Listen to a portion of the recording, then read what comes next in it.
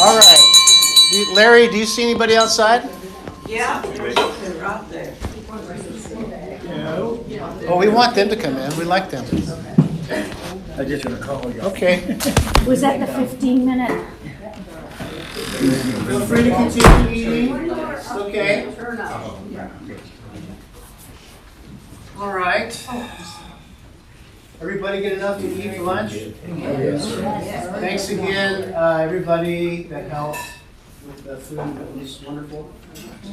And I want to invite you, if you are inclined to attend church here, if you're not already committed somewhere tomorrow.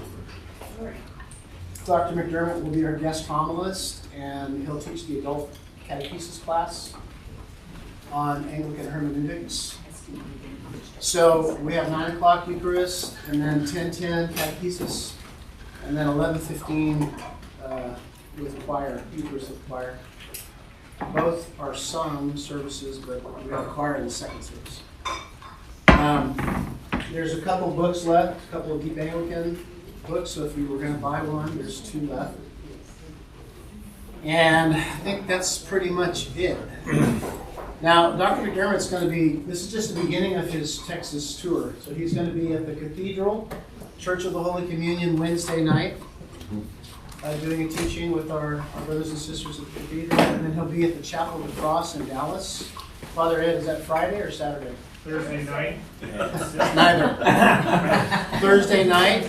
And then if you really want to stay on the tour, then you're going to have to fly to Alpine, go down to Alpine, Texas. Wow. Because he'll be going to our church, Holy Cross Anglican, sorry. Down in Alpine. And then that's your last stop in Alpine, Texas? Well, no, Alpine is on Monday through Wednesday. Oh. And then I fly So back you're coming to back. Dallas for Wednesday night at the I had it Cathedral, backwards. and Thursday and Friday nights at Chapel. Then you fly out of Dallas on Saturday. Yes. Okay. Well, everybody got that? Right. Well, so we're coming to our closing session, session 3, Anglicanism and Lenten Anglicanism. So we'll make it some time for questions, but we started a little bit early, which is good. So I want to invite you up to bring the 3rd session to us. So let's give a round of applause. We appreciate it. So I thought that in an Anglican church, I should talk about Lent and Anglicanism.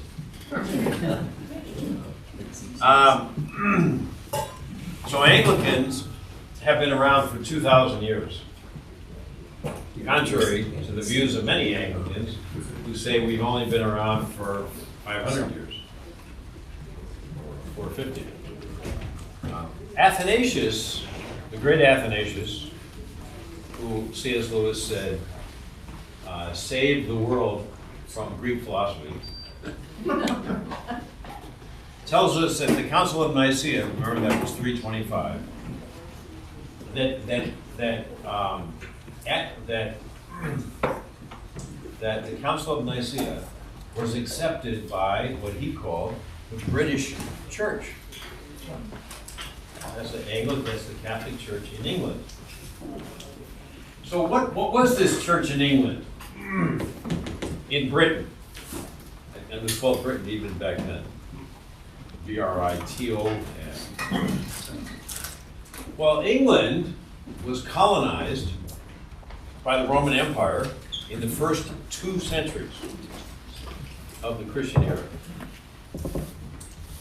And there's good historical evidence that soldiers and administrators and traders, we would call them businessmen, brought the gospel with them from Rome or thereabouts to England when they're in England on business or on soldiering or on being a Roman administrator, and won converts in the first 2 centuries. Tertullian wrote in 200, right at the end of the 2nd century, that parts of England had been conquered by Christ. The first recorded Christian martyr in England, you probably know his name was Alvin, was slain in the persecutions under Diocletian around 304, the beginning of the 4th century. Now already by 314, we know there were several English bishops. So by this time in England, there was the Anglican way of being Catholic. Way back when. So when at the Council of Nicaea in 325 again, Canon 5 refers to the 40 days of Lent and assumes that it was by then an established practice, we can assume that Anglicans then were used to a 40-day Lent of self-examination, fasting, and penitence. Now, I'll say again, because we're nearing the middle of Lent now, that the Anglican and Catholic, Roman Catholic, we are the English Catholics, practice of Lent focuses on 3 things: fasting, prayer, and almsgiving. So these Anglicans at the beginning of the 4th century and mid-4th century who were practicing Lent were part of the worldwide Catholic Church. And you probably already know, because you're so well catechized here, that Catholic comes from kata olikos. Kata means according to, or by, and olikos is the whole. According to the whole, that's what Catholic means. The church, not just here, not just in North Africa, not just in Italy, not just in Syria, but according to the whole world. That's what Catholic means.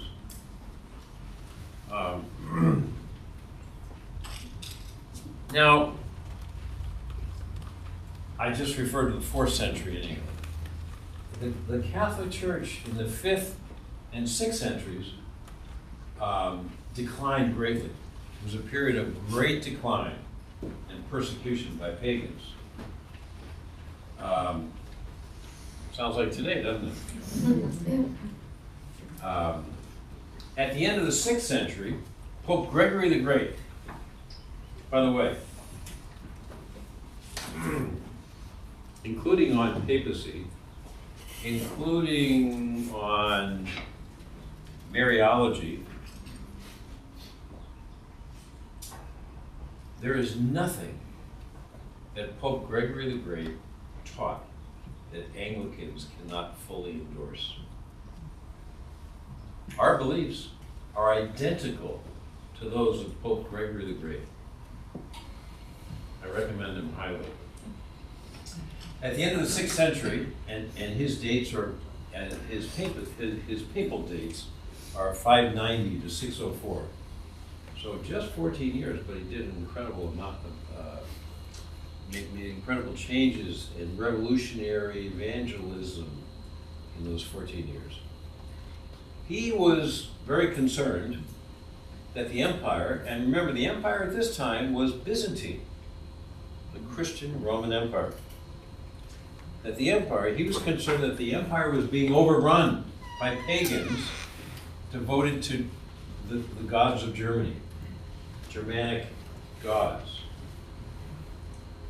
So in 596, he sent Augustine, the Augustine of Canterbury, not the Augustine of Hippo, who was 4th and 5th century. This was the end of the 6th century. He sent Augustine, who becomes an evangelist and the Bishop of Canterbury in England, to launch a new evangelization of this strange island called England. Now, how did this missionary and evangelistic journey by Augustine work out? Well, you tell me if you think it was very successful. on Christmas Day, he sent him in 596. The next year, 597, at Christmas Day, after his evangelistic work, Augustine baptized 10,000 converts. You tell me if it was successful. The new Bishop of England gave now, and it was Augustine of course, gave now famous instructions about the liturgy to his evangelist priests. Quote, make your own rite, R-I-T-E, liturgy. Choose from the best of the churches. Now, this is not a non-denom smorgasbord, evangelical who want to throw in a little bit of this and a little bit of that because it's cute. No. All the churches then, this is the first millennium of the undivided church. There is no division between East and West. Generally, they're using the same liturgy across the world. I mean, there are local variations, but basically the same worship, the same liturgy, and the same theology in the first millennium of the undivided church. So choose from the best of the churches. In other words, the local variations in the liturgy, but adapt them to the needs of the English. So already, by Augustine's instructions, you have here developing a distinctively English way of worshiping the triune God, but according to Catholic traditions. According to the Catholic traditions, but distinctively English. We should also know that Anglicans, which again means Catholic Christians in England, were challenging Rome for centuries before Henry VIII. The Celtic Church, at this time, was primarily Celtic. And before this, it was primarily it was largely Celtic. And by the way, Celtic is spelled with a C, not K. The Celtic Church, which was an early tradition which was the dominant early tradition within English Catholicism, differed with Rome on the date of Easter. Tonsure, you know what tonsure is?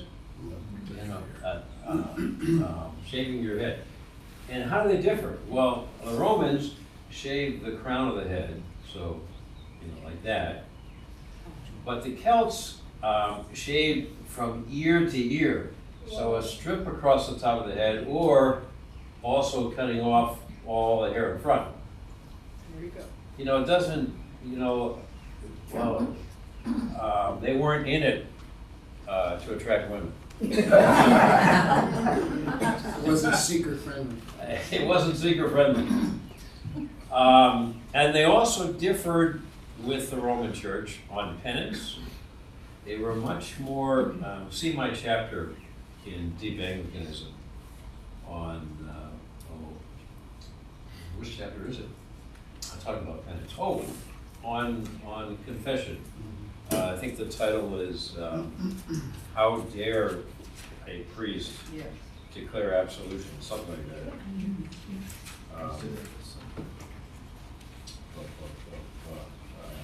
Chapter 12.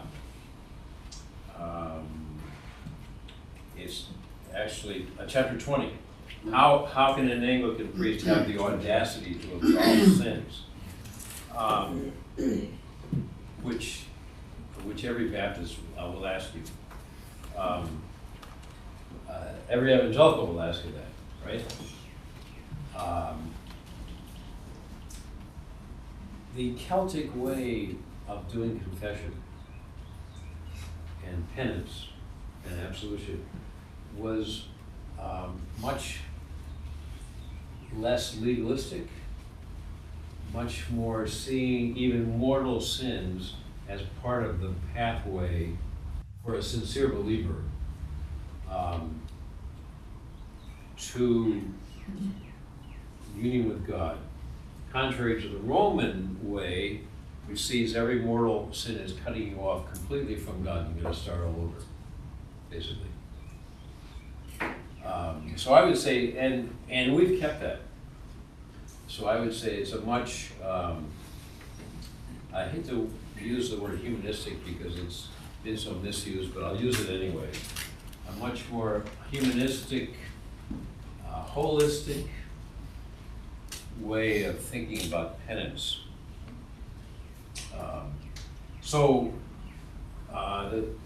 The Celtic Catholics were different from Rome on penance and on Eucharistic consecration. Just a little example. When they put the water, when we priests put the water into the wine, they would use 1 drop for each of the 3 persons of the Trinity. So 3 drops.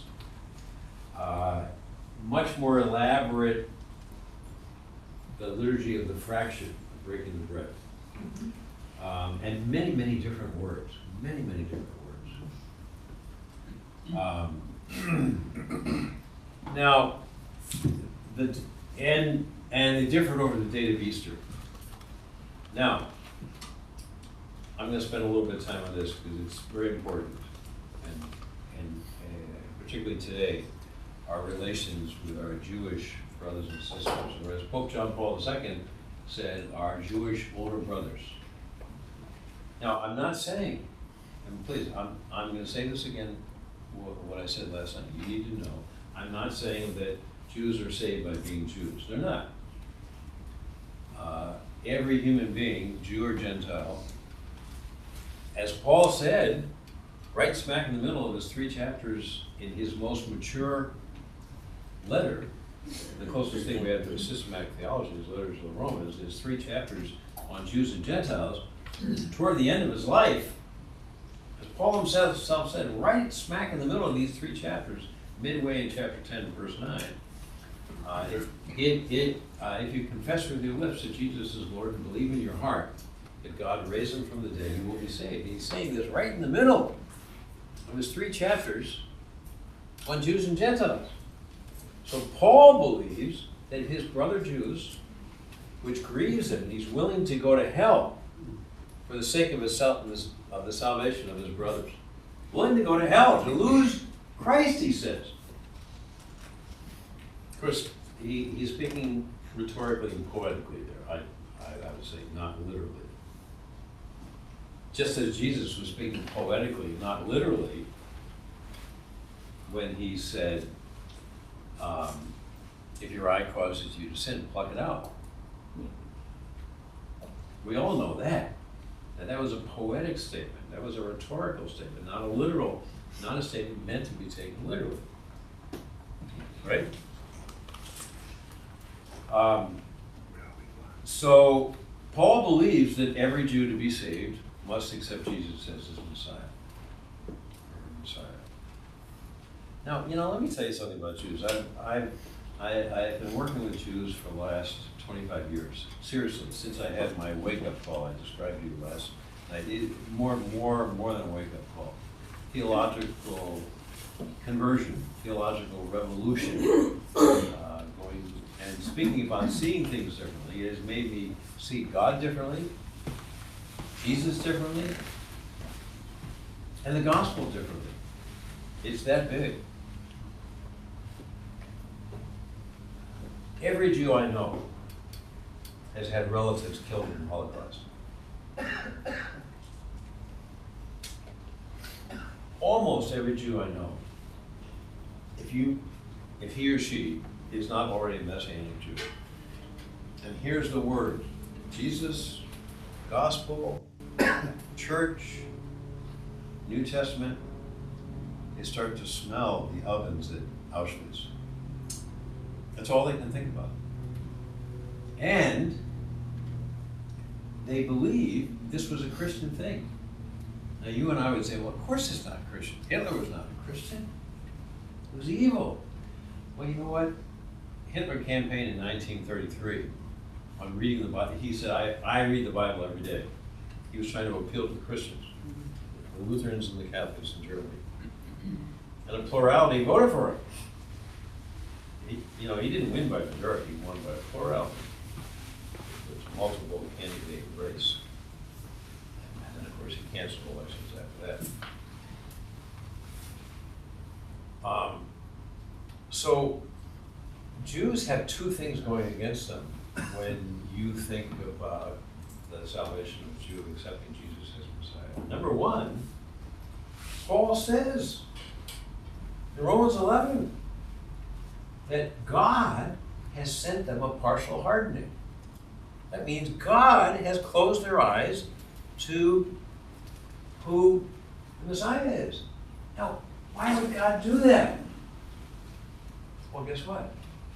Paul answers that question in Romans 11. He says, he's writing the Gentiles. And he says that in Romans 9 through 11. You Gentiles, because most of the Roman church was Gentile. There's only a minority that was Jewish. And we have good evidence that the Gentiles in the Church of Rome despised their brothers and sisters at the end of the pew who were Jewish because of the culture. Now, of course, today, we Christians are not influenced by our culture at all. I'm like those believers, right? Paul says, for your sake, who's the you Gentiles. That's why God closed the eyes of his fellow Jews, at least 51% of them. Now, as I said last night, I think, we know by the end of the first century, there were well over 100,000, probably hundreds of thousands of Messianic Jews throughout the empire. It was a very big, popular thing. But for your sake, God did this. Why? To open. Because all the rabbis in the intertestamental period said, when the Messiah comes, then Israel will be saved. That's where Paul got that phrase from. All Israel will be saved, in Romans 11. He didn't make that. Most of what Paul says, he doesn't make up. He's getting from the rabbis, the rabbinic tradition, who were almost all Pharisees, by the way.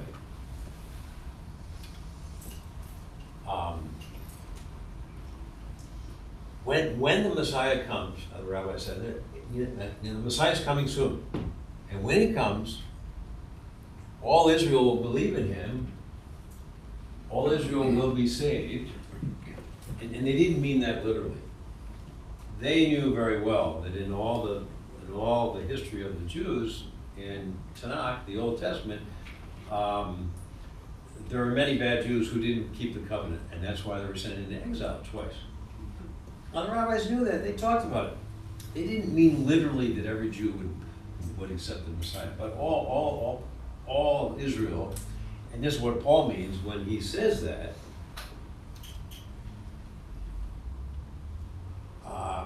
representatives from all the 12 tribes, of all of Israel.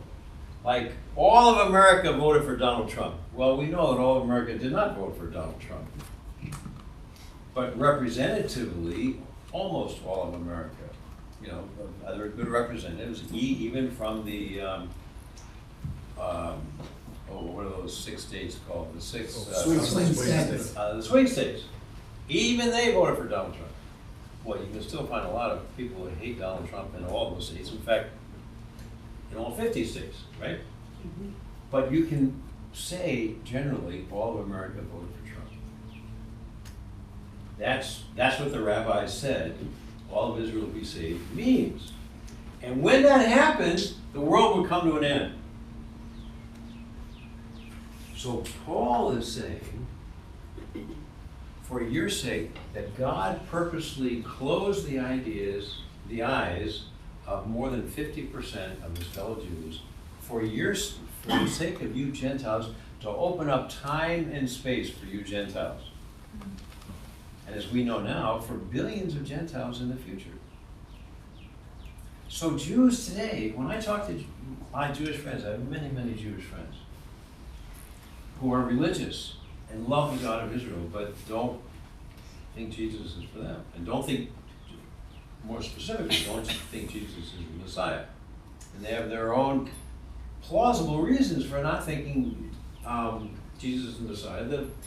The most prominent one is that the Old Testament does suggest that when the Messiah comes, that all the kings of the earth will bow down before him. There are plenty of passages in the Old Testament about that. And they say, well, that didn't happen. In fact, the kings of the earth murdered him. They assassinated him. How can he be Messiah? And of course, we say, well, there's two streams of prophecies about the Messiah in the Old Testament. The one stream says, yes, all the kings of the earth will bow down before him. And that's for his second coming. And the other stream of prophecy said he's going to be a suffering Messiah. And he was a suffering Messiah. And the second stream was fulfilled in his first coming. And the first stream of prophecy will be fulfilled in his second coming. So Jews have these two things going against them. One, God has closed their eyes. And as far as we know, that's still going on. And number two, the Holocaust, which God, in his mysterious mystery upon mystery, providence, permitted. Put yourself in the shoes of a Jew if you possibly can, and think about those two things. God has closed their eyes for the sake of the Gentiles, and the Holocaust, which they associate with Christianity. And they're not totally, I'd say they're largely wrong, but they're not totally wrong to associate it with Christianity because of what I told you last night. The structure of supersessionism, which convinced 1,400 years of Gentile Christians, 1,600 years of Gentile Christians to think that God was done with the Jews. In fact, God was angry at the Jews, and so we should be done with the Jews, and we ought to be angry with the Jews. It's not a huge leap to say, well, you know, if there's a guy named Hitler who's killing the Jews and says they're a cancer in the human body, then, you know, it kind of makes sense. Kind of makes sense with what my pastor and priest have been saying, especially in their sermons in Holy Week. That's when it would really come out, especially on Good Friday from the Gospel of John. So let me talk about the date of Easter. Differences over the date of Easter reflect the tragedy in the developing church. The bishops of Asia. Now, where was Asia? When you read in Acts of the Apostles, Luke talks about Asia. Well, Asia is Western Turkey. Okay? It's not what we think of as the continent of Asia. It's just Western. It's just a part of Turkey. It's not all of Turkey. And the biggest city, which was one of the biggest cities in all the world, probably number 3 behind Rome and Alexandria, was Ephesus. Have any of you been to Ephesus? Okay. It's fantastic. And I really recommend you go there. Best preserved ruins in all the Roman Empire. So the bishops of of Asia, where the Apostle John, by the way, good, well corroborated church traditions say that the Apostle John took Mary, mother of Jesus, with him to Ephesus as Jesus had requested of him from the cross. Remember the words that Timothy read to us in that beautiful, beautiful liturgy last night, in the Stations of the Cross. Jesus says, behold your mother, to John, and to Mary, behold your son. Jesus set up this special relationship between Mary and John the Apostle, who was his most beloved of the 12. So the bishops of Asia said that John took Mary to live with him in Ephesus. And if you go to Ephesus, it's usually not on the beaten path of most tours, but if you have a little bit more time, I would encourage you to go up to the church where they think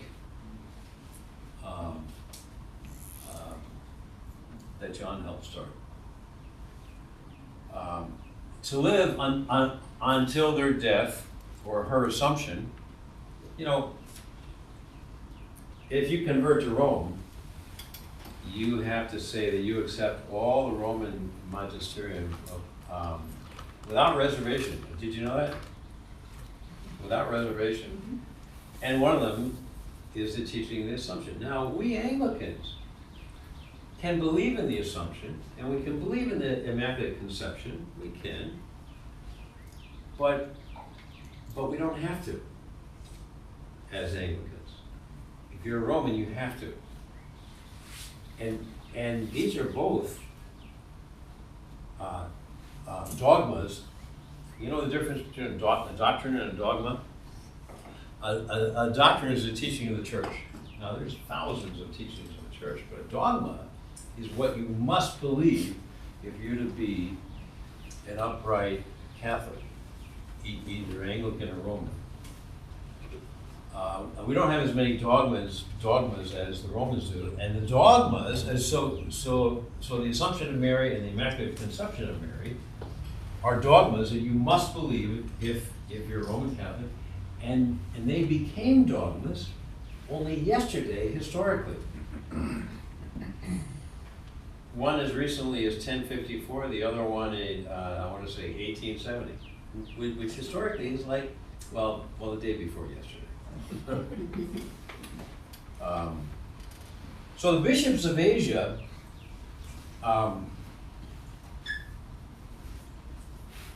who got this from John and the other apostles, they say, kept the date of Easter corresponding to the Jewish Passover as the first Easter was, based on the Jewish Passover, right?